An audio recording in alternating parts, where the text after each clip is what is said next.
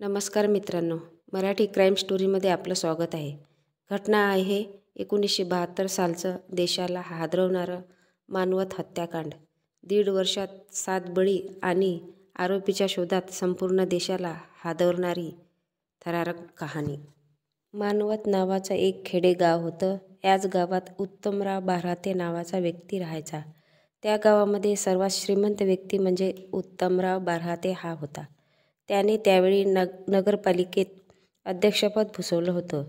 त्यावेळी घरात बराच पैसा होता. उत्तमराव बाऱ्हाते याची नजर गावाबाहेरच्या पारधी महिलेवर गेले. त्या महिलेचं नाव रुक्मिणी असं होतं. ती अत्यंत सुंदर होती. उत्तमराव बाऱ्हातेचं त्या रुक्मिणीवर प्रेम जडलं. पारधी समाजाची असून हातभट्टीची दारू विकायची. हातभट्टीची दारू बनवायची व विकायची. रुक्मिणी उत्तमरावाच्या वाड्यावर आल्यानंतरही ती हातभट्टीची दारू विकायची. नंतर त्याने तिच्यासाठी वेगळा वाडा बांधला. तिनं तिथे पण हातभट्टीचा धंदा सुरूच ठेवला होता. रुक्मिणी त्या वाड्यात राहायची. तिथे पण तिच्याकडे हातभट्टीचा पैसा येत होता. सगळं दोघांचं सुरळीत चालू होतं. पण आता रुक्मिणीला उत्तमराव बाऱ्हातेपासून मूल हवं होतं. वाड्यावर येऊन 5 वर्ष होऊन गेले तरी रुक्मिणीला मूल नव्हतं. उत्तमराव बाऱ्हातेची प्रॉपर्टी पाहून रुक्मिणीला वाटले आपल्याला वारीस हवंय. त्यामुळे ती अस्वस्थ होती. तिने अनेक साधू संतांची भेट घेतली. वेगवेगळ्या तांत्रिकाकडे जाऊ लागली. यातच एका गावात गणपत सावळे नावाच्या मांत्रिकानं तिला तिच्या वाड्यातल्या पिंपळाच्या झाडावर मुंजा पाहत असल्याचं सांगितलं. त्या मुंजाला सुंदर मुले आवडतात असंही त्यानं तिला सांगितलं होतं. त्या मुंजाची इच्छा पूर्ण केली तर तुला गर्भ राहील असं त्या मांत्रिकानं रुक्मिणीला सांगितलं होतं. त्यासाठी तुला 11 जणांची बळी चढवावी सांगितलं होतं असंही सांगितलं. त्यासाठी तुला 11. रुक्मिणी विचार करू लागली. कसे करायचे, एवढे बळी कुठून द्यायचे या विचारात ती अस्वस्थ झाली. परंतु तिला मूल हवंच होतं. काही का होईना मूल हवं होतं. यासाठी तिने क्रूरतेचा मार्ग पकडला. यानंतर सुरू झाला होता क्रूरतेचा खेळ. एकामागून एक 11 जणांचा बळी मानवत या गावामध्ये गेला होता. या गणपत सावळेनं सांगितल्यानंतर 4 कुमारिकांचा बळी देण्यासाठी रुक्मिणीनं शोध घ्यायला सुरुवात केली. गावातल्या 4 निरागस निष्पाप लेकीचा नाहक बळी गेला होता. 11 वर्षाची गयाबाई, 9 वर्षाची शकिला आणि 10 वर्षीय नसीमाची हत्या झाल्यानं गाव हादरलं होतं.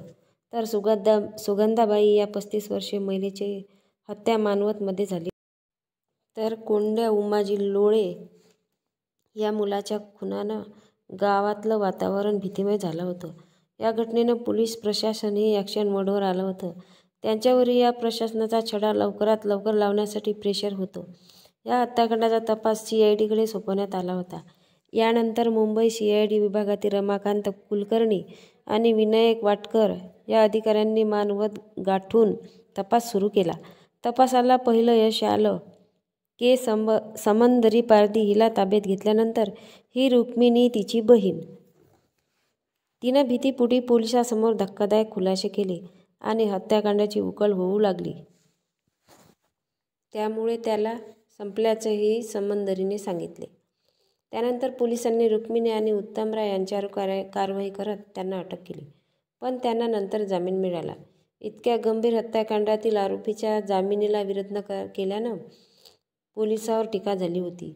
रुक्मिणी आणि उत्तमराव पोलिसांच्या ताब्यात असतानाही काही खून झाले होते. काही महिन्यानंतर पोलिसांनी दोघांना पुन्हा अटक केली. या प्रकरणात या दोघांशिवाय मांत्रिक गणपत साळवे याला देखील बारामतीतून अटक केली होती. परभणीच्या सत्र न्यायालयात या आरोपी विरोधात खटला भरला. कोर्टानं रुक्मिणी आणि उत्तमराव या दोघांना फाशीची शिक्षा सुनावली होती. पण धक्कादायक गोष्ट म्हणजे उच्च न्यायालयानं दोघांना निर्दोष ठरवलं होतं. त्यांची फाशीची शिक्षा रद्द करून जन्मठेप देण्यात आली होती. तुम्हाला काय वाटते या स्टोरीबद्दल नक्की कमेंट बॉक्समध्ये सांगा. नवीन असाल तर चॅनलला सबस्क्राईब करा, लाईक करा, बेल आयकॉन प्रेस करा. भेटूया पुढल्या व्हिडिओत. जय महाराष्ट्र.